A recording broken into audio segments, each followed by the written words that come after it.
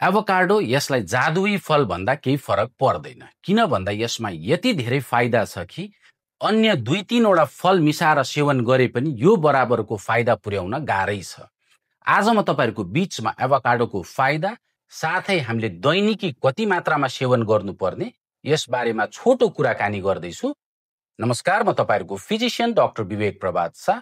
सर्वप्रथम यसमा healthy fats हुन्छ र पोटासियम पनि भएको कारणले गर्दा यो हाम्रो मुटुको लागि एकदमै राम्रो, साथै हाम्रो शरीरमा गुड कोलेस्ट्रोलको मात्रा बढाउँछ र ब्याड कोलेस्ट्रोलको मात्रा घटाउँछ।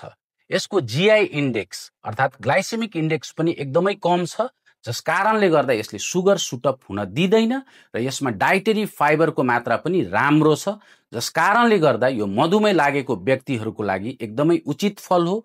साथै तौल नियन्त्रण गर्नलाई पनि यसले मद्दत पुर्याउँछ र हाम्रो पाचन प्रणालीलाई पनि एकदमै स्वस्थ राख्नलाई मद्दत पुर्याउँछ।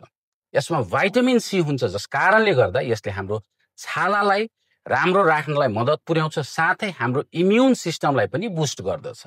एभोकाडोमा भिटामिनको मात्रा धेरै हुन्छ र धेरै प्रकारको भिटामिन हुन्छ, जस्तै कि यसमा भिटामिन बी हुन्छ, यसमा भिटामिन ई हुन्छ र भिटामिन के हुन्छ, साथै फोलेट पनि हुन्छ, जस कारणले गर्दा यसको सेवन गर्यौं भने हाम्रो मस्तिष्कलाई पनि स्वस्थ राख्नलाई मद्दत पुर्याउँछ। अब हामीले दैनिकी कति मात्रामा एभोकाडोको सेवन गर्ने त? आधादेखि 1वटा एभोकाडो खाए हामीलाई पुग्छ।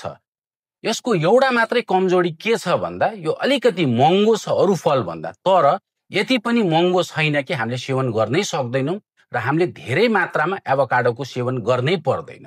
हस्त आजलाई यति नै, धन्यवाद।